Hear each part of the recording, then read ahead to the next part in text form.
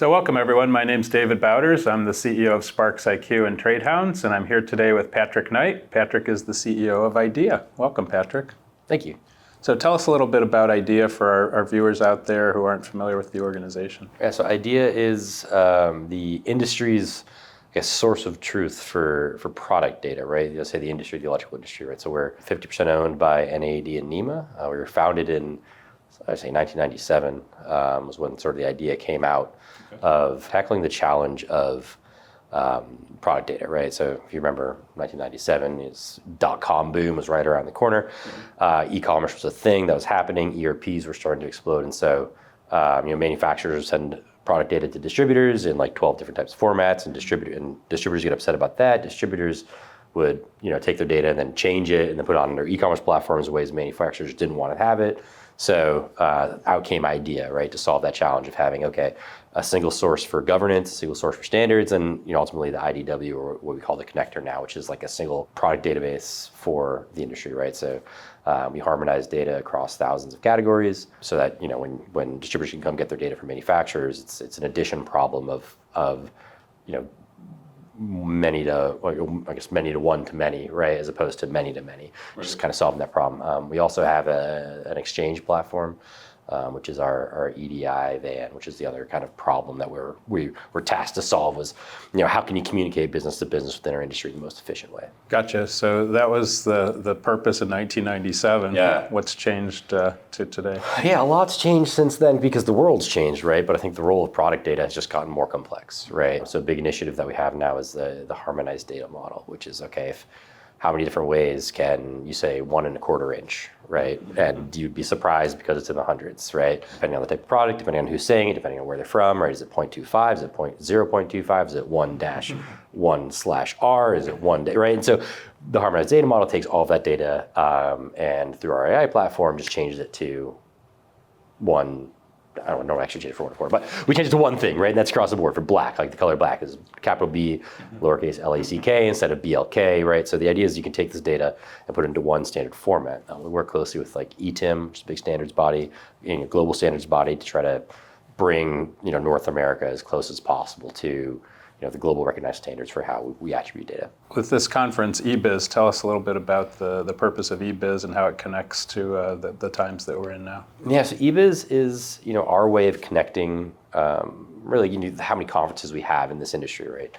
And it's always the same. It's your sales leaders and it's your executives that go. This is really a conference for executives and sales leaders, but really product specialists, whether it's IT, e-commerce, your C-suite, your CIO, your CSO, CTO type of person who's really concerned about how do you operationalize and be operationally efficient within an organization, sort of consuming data or sending data, right? Making data strategy decisions. What are the new technologies that are out there that can help you with product data?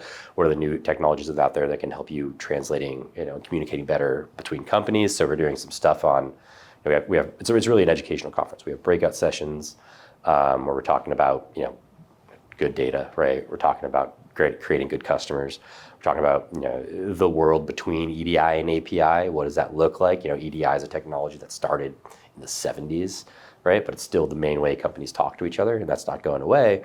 But how do you integrate API into like maybe an antiquated digital commerce? So it's really a conference around digital commerce and how do we communicate better as a industry. Gotcha. And at Trade Hounds, it's interesting. We do a lot of research with our users. We have about 435,000 registered users. About half of them are in MEP. These are Gen Zers. And one of the things they tell us about distributor e-commerce is that, first of all, they have very low evaluation of it. So right now, less than 10% view it favorably. Yeah. And it's for a whole bunch of reasons. Sometimes product data, product attributes, missing images. I mean, there's a whole laundry list of reasons why they don't like the distributor websites. But a more fundamental problem that I think a lot of e-commerce professionals haven't really reflected on is what our users tell us they don't want to have multiple navigation pathways. Yeah. So they buy from somewhere between 3 and 7 distributors, and what they're saying is, I want to have a single navigation pathway. The products are already complicated enough, I don't want to have to think through, okay, this is how you do it when you're on distributor A's website. This is how you do it on distributor B, C, D. Can you talk a little bit about how platforms are starting to work their way into e-commerce strategy? Oh yeah, I mean, I think that's you talk about Gen Z. I mean, and how you interact, right? I think with the distributors, I think in general in the electrical industry, we're late to adapt to this side of the business. And you think about the electrical industry being in the electrical industry, we always think of ourselves as being behind. But in reality, we're pretty far ahead on a lot of different things. E-commerce is one that we've always lagged on. There are a couple of distributors that do it really well. There's a couple of manufacturers that do it really well. But for the most part, it feels like a system that was installed because somebody said, hey, we got to do this in like 2007. Then it wasn't thought about again, right? And Gen Z generally doesn't use a laptop, right? They use a phone, right? They're much more comfortable buying on a phone than they are buying on a laptop. Which, I'm a millennial, I think, you buy on the big screen, right? You don't buy on the small screen. But that's just a difference in buying habits. And I think in general, the industry there are more tools that are out there. Like we talk to a lot more e-commerce platform providers that are trying to build systems specifically distribution. So I think you're going to see a lot faster adoption. I think it's a lot more affordable than it used to be to build an e-commerce platform. And I think also just our ability to stream data into those things is a lot like better. Like, and we're developing. Say you can be careful about it. Say we can do it. It's coming. Is that being able to pull like a direct API from the connector into your e-commerce platform. So bypassing your ERP or bypassing your PIM, if you have like a separate e-commerce platform, so you can get direct product data, with all the proper attributes. So we have 30 something images for a a manufacturer's part, as well as 360 images and everything you need for e-content. If you're getting that direct from the manufacturer, you may only be getting like the specific products like sheet. So you'll have missing images and things like that. So if you can have your direct feed from the connector that has all the properly attributed e-content data, it'll smooth everything over. So that's coming, I think.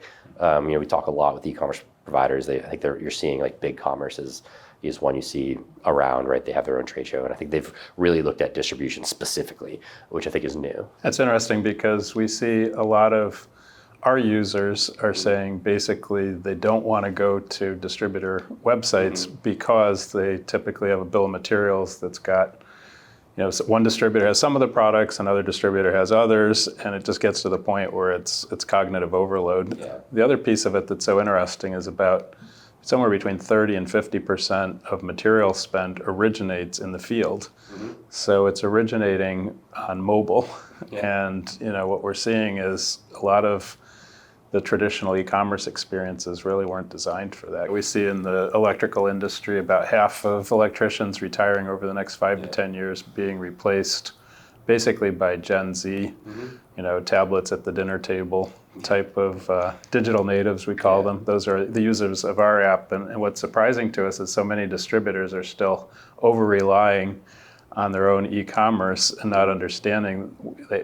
When you talk about going where your customers are, you have to be on platforms now. It's not enough to have your standalone e-commerce strategy. It's a platform strategy. Yeah, and where's that digital integration, right? How do you create seamless B2B relationships with contractor ecosystems? I think that's a really critical step that's missing. Is how do you integrate? If you're that goes to like if you're a distributor and you're trying to maintain your contractor business, and you say I want to get 100% of my contractor spend. How do I do that?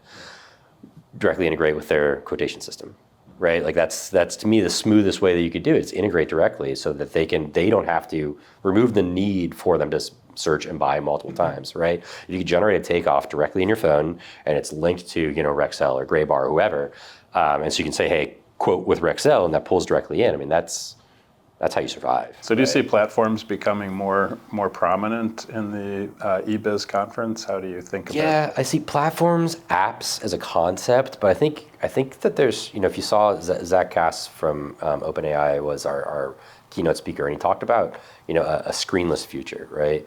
And I think even in our next step in iteration, there's not a screenless future, but like an e-commerce-less future where it's just a direct integration, right? From the native platform within the contractor directly to an ERP. And eBiz for sure would be an area for us to I think if there's any role we can play in that, it's helping educate manufacturers and distributors about where the customer is and how the customer wants to procure and how those trends are arriving so that we can be ready for it, or, hey, here are the solutions that we know are going to work, right? Yeah, it's so interesting.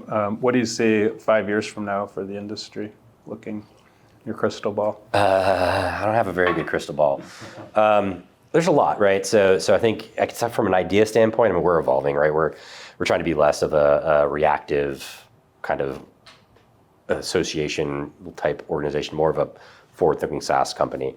So you'll see idea evolve a ton in the next 5 years. You'll see a lot more native offerings from us trying to solve some of these problems, because at the end of the day, a lot of it's like, well, you just need the product data. It's like, oh, well, we have the product data, so we can build the solution. Gotcha. So you'll see some of that, I think, from us. But from an industry standpoint, you talk about contractors, the electricians retiring, same things at an industrial plant, right? You have the engineers retiring, same thing at a distributor. You've got your inside sales rep that's been there for 70 years, who's Paul, who knows where everything is, and they're gone, right? So you're seeing a native or a natural kind of evolution within our industry. And I think it's going to continue to go. AI is going to continue to play whatever position AI is going to play. I think you see most of that's really in workflow automation right now. So a lot of distributors, manufacturers, order entry, AP,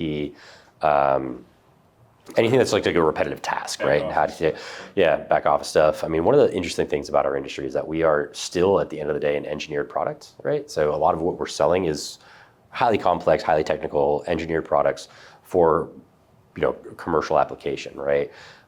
It's not stuff that you can just generally say to a computer, hey, design this is okay. Because if it gets it wrong, all of a sudden you're talking about like a cataclysmic failure.